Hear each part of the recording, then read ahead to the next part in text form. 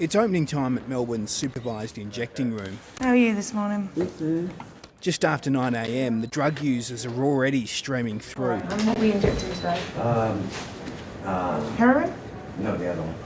Ice? What are you using today?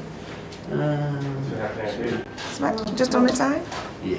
Sarah Hiley is a team leader here. She's triaging users through, providing them with a needle disposal bottle and readying clients for their next hit. Any other drugs in the system in the last 24? The drug of choice is heroin, or smack as it's known on the street. But ice and crushed pills are also injected here. You go in, lovely. See you later. She's been at the facility almost the entire time the centre has been here, which is nearly 5 years. Don't you worry about that. You make yourself comfortable.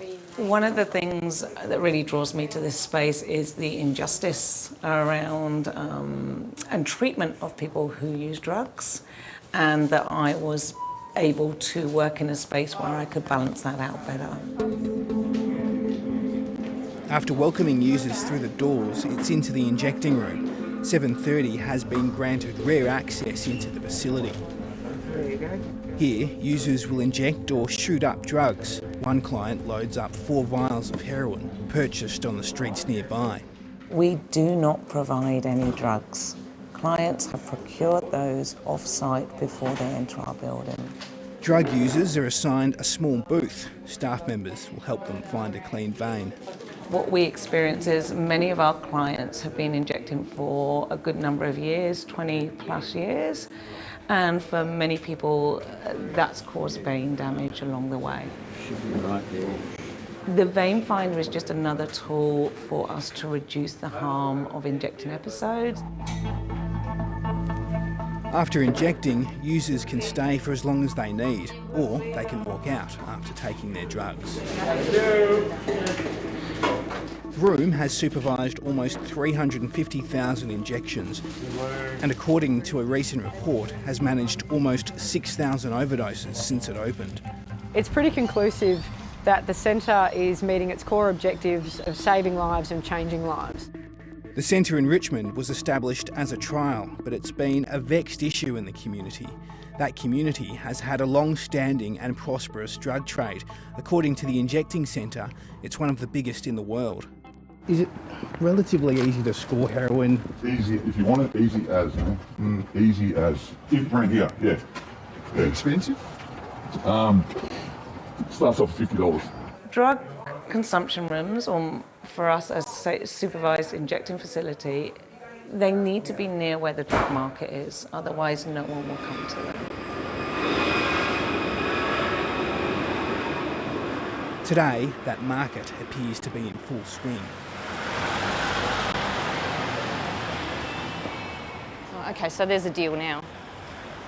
Some residents, like Sharon Nevin, say the area has deteriorated since the centre was established in 2018 and want it moved. This was a really popular street for people coming all over Melbourne to come and eat Vietnamese food, but now it's just turned into a slum, really. If you have a look at we had a lovely wine bar there, and it's just turned into a ghetto. You don't think that's a bit strong, that language? A ghetto? Yeah. No, I don't, because you've got drug dealers sitting right outside Aldi all day, every day.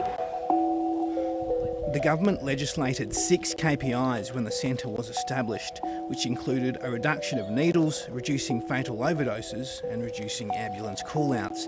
Disposed needles in the area have skyrocketed, according to a recent report.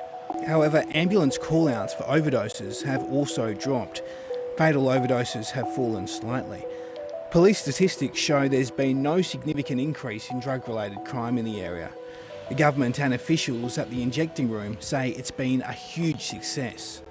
While we can talk about the 63 lives saved, and that's profound and compelling on its own, we also have to look at the lives that are changed, those who have gone into the service and been connected with a range of other wraparound supports. Residents have taken to filming drug-affected people outside the centre to document what they say is a worsening of the drug problem in the area. They also say the location causes issues because users can loiter in the nearby park, and it's next to a primary school. I mean, I used to live around the corner. There's always been drug dealers, drug users here. Yeah, I agree with you. So has it changed that much? Yes, it has. Yes, it has. So you would come to Victoria Street and you would know wherever you're coming to. There was always going to be drug dealers and drug use.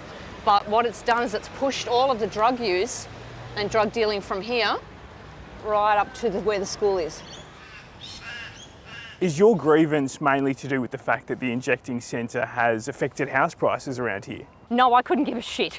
And I mean that. I don't care what my house value is. This is my home. I'm never going to sell. I'm going to live here until I die. I love this neighbourhood. I care about these people who don't have choices where to send their kids. I care about the kids. I do not care about my property prices. Sharon's pointed to another safe injecting centre in Sydney, claiming the busy Kings Cross location prevents drug users from loitering. According to Uniting, which runs the facility, ambulance attendances dropped by 80% when the injecting room was first opened, and they say it significantly reduced the amount of needles in the area. Someone has injected here. Sharon says the safe injecting facility in Richmond should be moved about 2 blocks away to the nearby bustling Victoria Street, the centre of the drug market. So you don't necessarily want the injecting centre out of Richmond necessarily? No, yeah. Not at all, not at all. I just don't want it next to our children. The injecting room was initially established by Premier Daniel Andrews as a 5-year trial, and this week the Victorian Parliament will be debating whether the centre should be made permanent. It's likely it will. The Greens and a large section of the crossbench are in support of the bill. How long were you using heroin for? I've used heroin on and off for 30 years. This user at the injecting room is getting a shot of Buvidal in a consult with the medical director here. Alright, little sting. Yeah. Buvidal is a pharmaceutical that powerfully suppresses opioid cravings.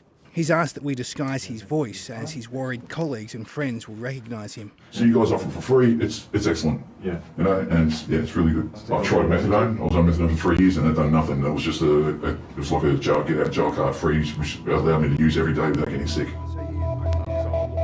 This man says he's slowly kicking the habit, but it doesn't happen overnight. Is heroin still a thing you battle with day to day? Not battle with it. It's just on my terms. When I feel like doing it, then I don't really even want to keep doing it. It's just a routine of boredom.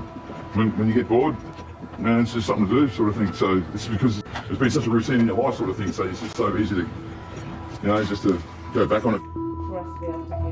Back inside the centre, Sarah Hiley has a rare break from the morning rush. She acknowledges the centre is controversial, but she's seen it save lives.